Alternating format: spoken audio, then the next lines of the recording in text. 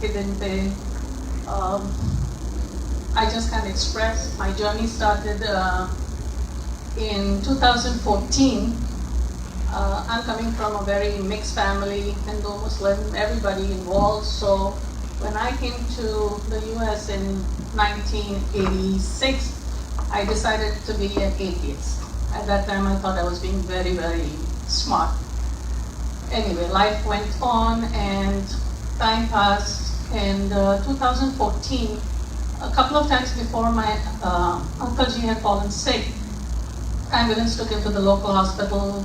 Doctor said one time swine flu, blah, blah, blah, couldn't figure out.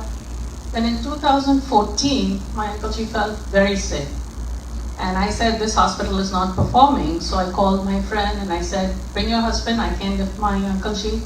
Let's lift him together. And we took him to a hospital which I was confident about. Brought him there and I thought it was another bout of some flu or whatever. And doctors checked him out, kept him overnight. And next day the doctor comes and says, oh, Mrs. So-and-so, your husband has multiple myeloma. So I'm like, multiple myeloma? He's like, oh, skin disease, damn. I said, we shouldn't be getting skin diseases, we are dark skin. And I just Googled, I said, you know, what is this thing? I saw blood cancer. And it was like, boom, like everything just turned black. I mean, my Uncle Ji, if anybody knows, young, strapping, handsome man, nobody would have thought that blood cancer would hit just out of the blue. Anyway, first instinct is survival.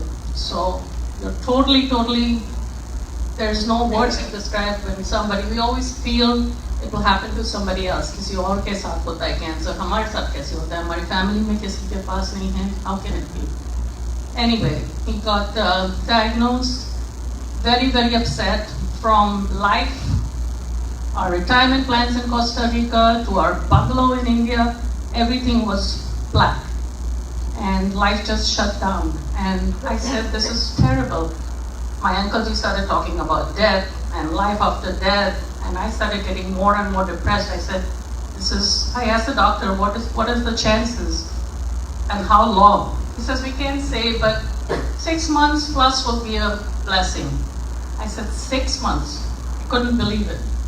Anyway, my Uncle Ji was very nervous, and just to keep out of his mental state, he still continued with his job part-time.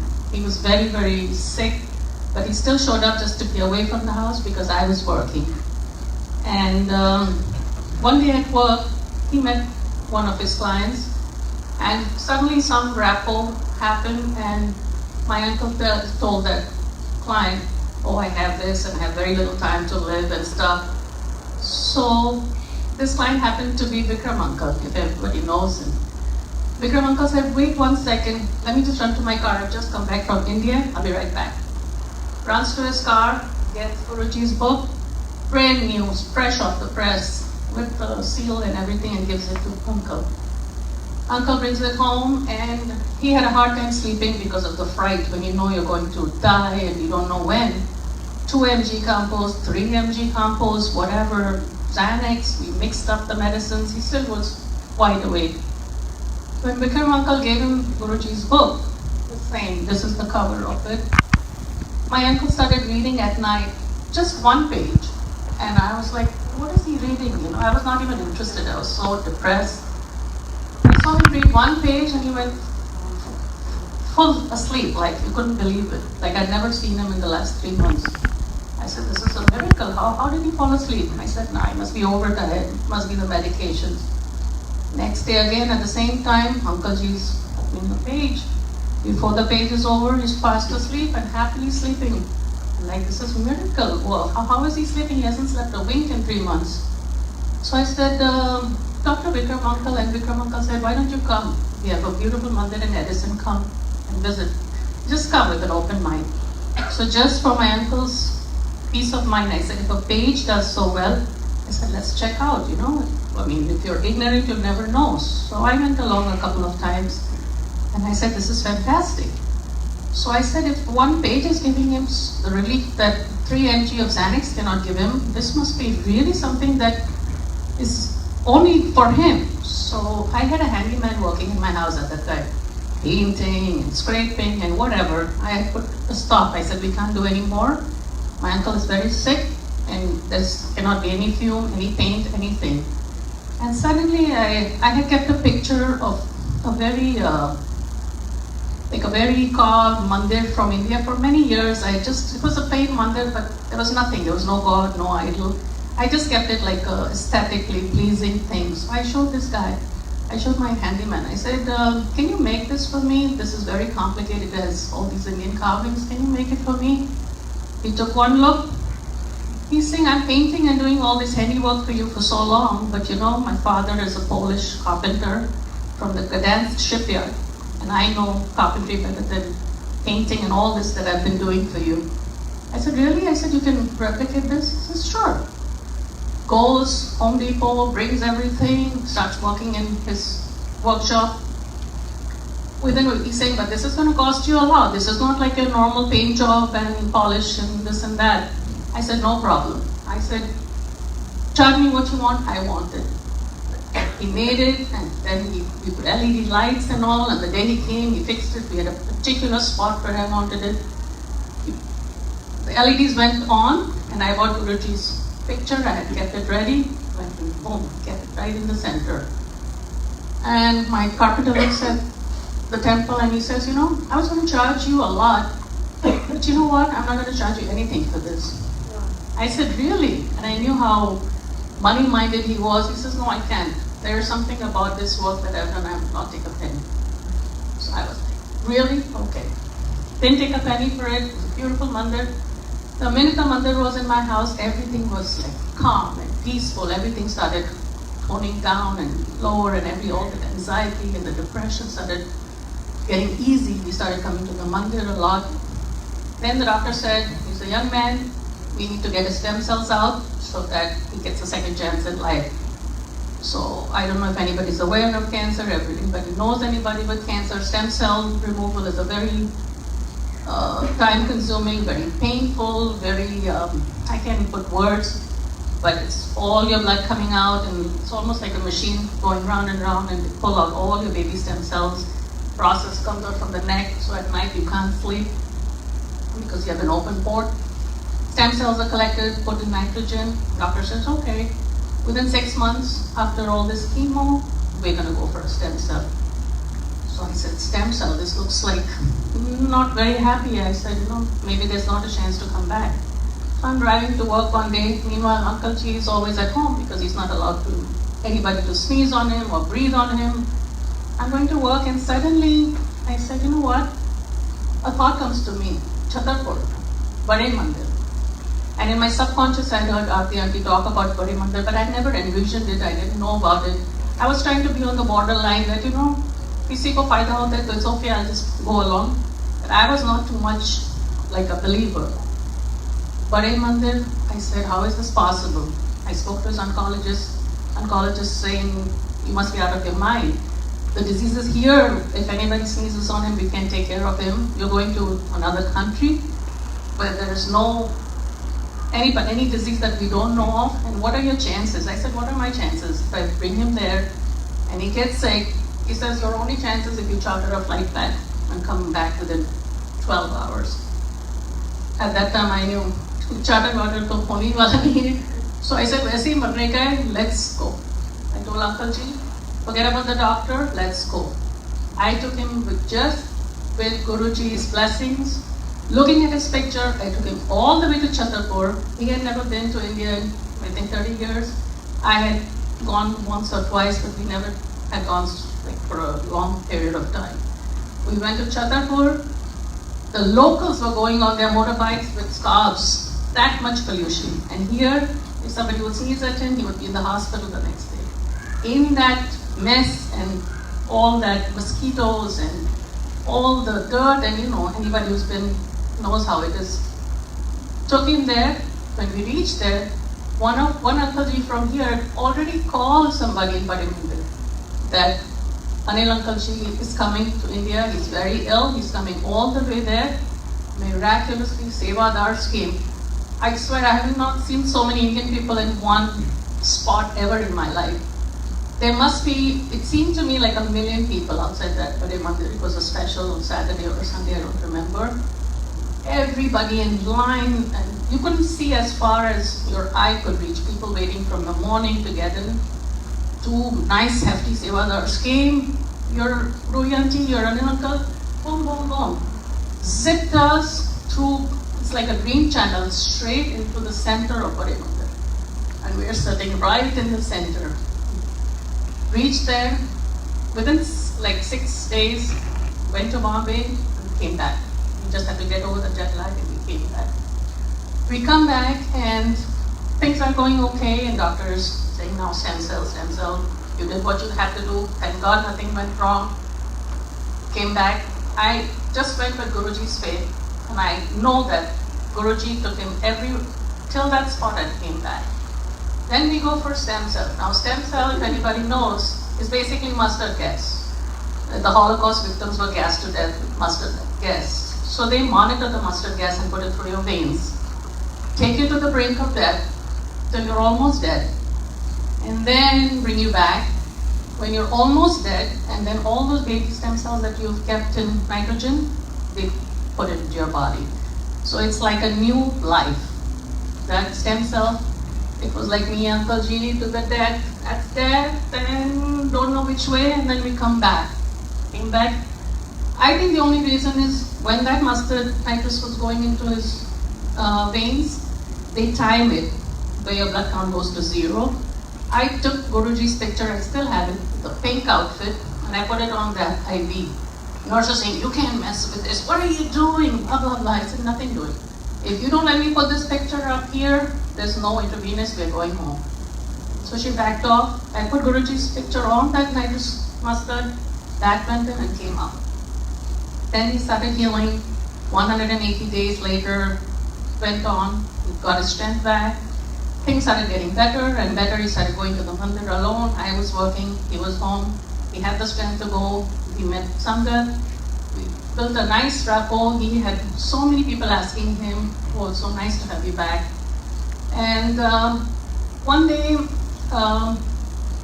we came home, it must be like a month or 2 after stem cell. We go shopping and all, and doctor had given strict orders. Nobody from India or wherever you belong, nobody can stay in your house, no, make sure it's masked up all the time. You cannot use any fragrance, don't put carpet powder, don't put varnish, don't paint your nails. I was like, my house was like a hospital, like white, spick and span.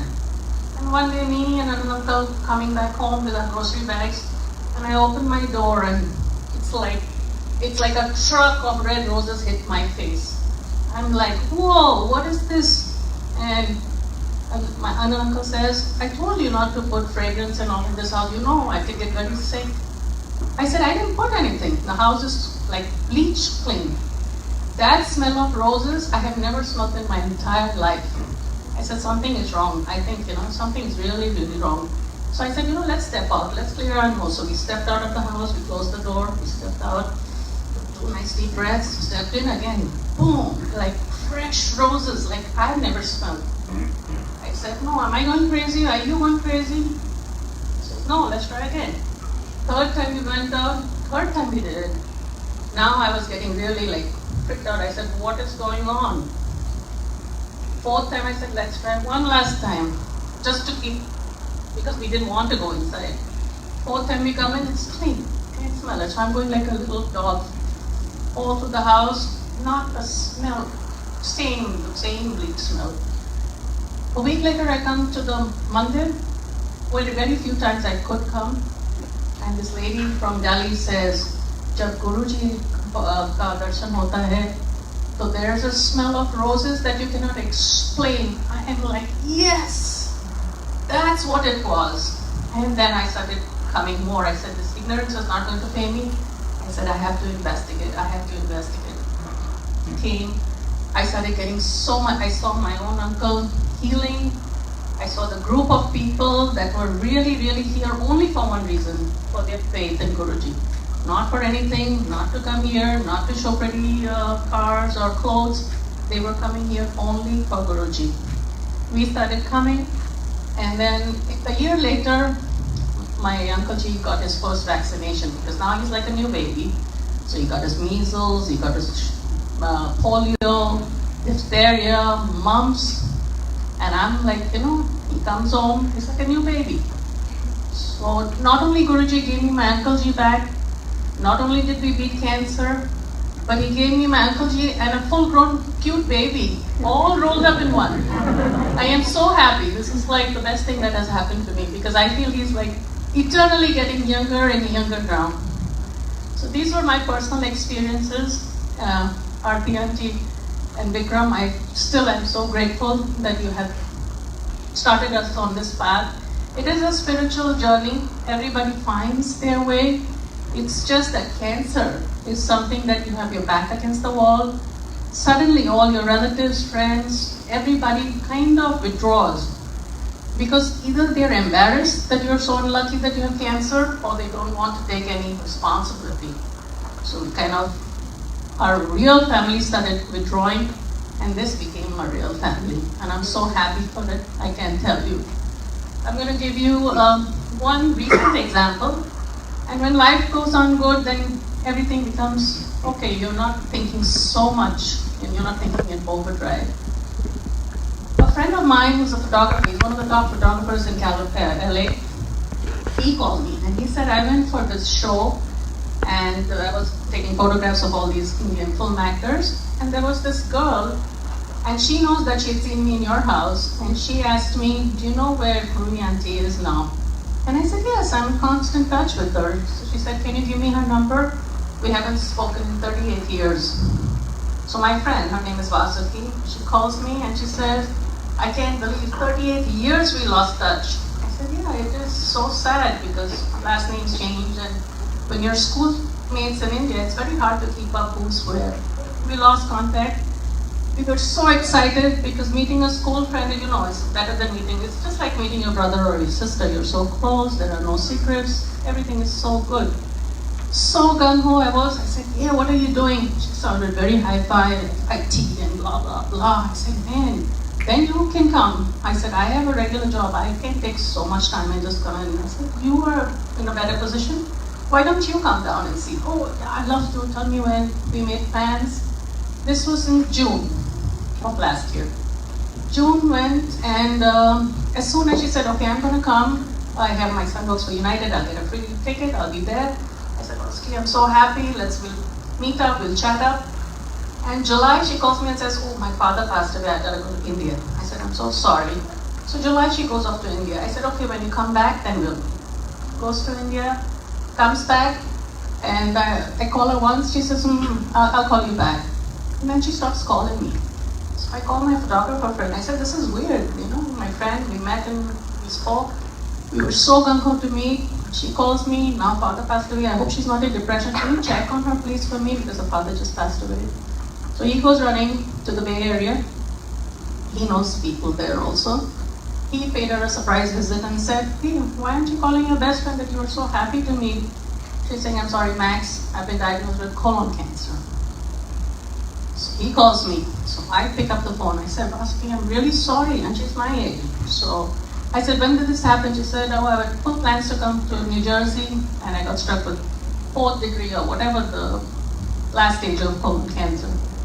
And I said, I've just been through all this. I said, my best friend, I was so happy to see her, and now again this. So I said, you know what? I have a lot of peripheral knowledge about cancer. I've had so long in the Cancer Institute for 4 years. I can come and help you, at least morally. I know so much about cancer, at least morally I can help you. I said, who's with you? She says, I'm alone. My mother will come to help me out because I'm going for surgery. So for colon cancer, the only option for her was, the doctor said, I'm going to seal everything our normal ways where we go to the bathroom, and then we're going to take out a bag from here, and that's going to be continuous. The excretion is continuous. There's a lot of infection, there's a lot of healing, and basically for someone, imagine what a gruesome prospect that is, that your normal functions are coming out here. So I said, Vasuki, I know a lot about cancer, but I've been through hell myself. I can give you all the moral support. Tell me when your surgery is for. She said, it's the 26th of February. I said, I will be there with you holding your hand till the 25th night. But I don't have the stomach to see you after your surgery. I'm sorry. I just can't do it. I don't have it in me to see you suffer so much. She's saying that would be really nice. My mom is also coming that week to help me out because I'm alone. You come. I reach San Francisco. I'm in like La La Land because she can't pick me up. I take an Uber. I go to her place. She's living in a nice loft. Looks 40-foot paintings. Big money. I'm like, whoa, she did good for herself. I go in. Her mother, she's like 85 years old. She's trying to make dosa for me. She speaks South Indian, some language, and English. She doesn't even speak Hindi. She's trying to make dosa, and it's a loft. So all the dosa smells are going up, and I can hear my friend going, retching. I said, Auntie, please don't make for me. I can't eat while she's so sick. So we shut up the eating process, and I sit, and I talk with her and all. I said, so you're battling this cancer. It's very aggressive, but you need some spiritual strength. How are you physically? You're okay, but how are you spiritually? Just like me. I don't know, it seems to be our background. She says, I'm an atheist. I said, oops, okay, no problem. So that night, I was there 4 days. I sat in the morning, and I put Guruji's Satsangs, the ones that were really, really important to me, that I have seen do miracles. I put it on low because I didn't want her to think I'm doing any kind of religious stuff which she doesn't approve of because it's a loft apartment. So if I'm downstairs, she can hear me. Now her mother who's deaf, I used to do this at 4 o'clock in the morning and keep it continuous. Her mother who's completely deaf would come when I put on those satsang, as soon as I would get up at 4 and come and sit quietly next to me. Like looking at her, I said, you can't hear anything, right? She's saying, I know, just. And she was writing something in South Indian language, whatever she was doing. 3 nights and 4 days, I played satsangs, hiding from her, but making sure. When I played it in the morning, because it was a loft apartment, I could hear the vibrations going up. It was as though some energy, some strength was going towards the gods. I said, this is, and I was actually getting a little scared because I was alone and I was hungry and I couldn't eat and I was out of my sorts. I didn't want to see her suffer so much. The last day before her surgery, she had a PET scan. So that's the dye that they put into you to catch where the cancer is so that they can surgically remove all of it and blast it with chemo. So I held her hand, we went to San Francisco hospital, big hospital. Mother came along, sat with her. I said, your PET scan is 3 hours, I'll wait 3 hours. I have 4 hours for my flight. And then after your PET scan, I'll leave you. So after that, I can't stay. Then they'll prep you up tomorrow, so I'm going to leave. So she says, you sure you can't wait tomorrow? I said, if I had it in me, I would. I would do anything for you, but I just can't see you suffer so much. So she went for a PET scan. That's a 4-hour procedure. And I thought I would never see her after that. Maybe, maybe not, because the next day was a very terrifying surgery. And before I called the Uber to go to the airport, she comes out. She says, my PET scan is done. Tomorrow, they're going to prep me tomorrow, early morning, so maybe I'll stay tonight. I said, yeah, instead of going home again, and I'll drop your mother off, and then I'll go to the airport. I take her mother home. She stays in the hospital for prepping. I take my flight. I check in or whatever. I'm sitting. I'm early for the flight. I suddenly see a text. Surgery cancelled. I said, what? I call her. I said, what happened? She's saying, I don't know. They did a PET scan and all those tumors that they were going to remove, they can't find it. Jai Guruji. I called Uncle Ji from the airport. I said, if this is not a miracle, what is? What is a miracle? This is me experiencing it firsthand. I didn't see anybody else. I'm not delivering somebody else's written. This is me personally. And to lighten the note, too much cancer now. Everything is good. Everybody's cancer free. Hopefully, they're deeming it chronic for her and my Uncle G. Chronic meaning if you have high blood pressure or diabetes, it can be managed. Both these cancers are being managed, so which is a very good sign. On a lighter note, Guruji is making me meet all the friends that बोलते हैं ना जिसमें जान अटकी हुई है, because I don't have too many close friends here. These are all work friends, and you know these friendships are to be taken with a pinch of salt. A friend of mine contacts me on Facebook. Same classmate as this friend of mine. She's a Sardani from Bombay, and she calls me, "Oh yeah, you're in US. 38 years I've been trying to find you on Facebook, but I couldn't figure it out because I don't know your last name." I said, "Nina, I did not try to contact you because I didn't know what was your last name."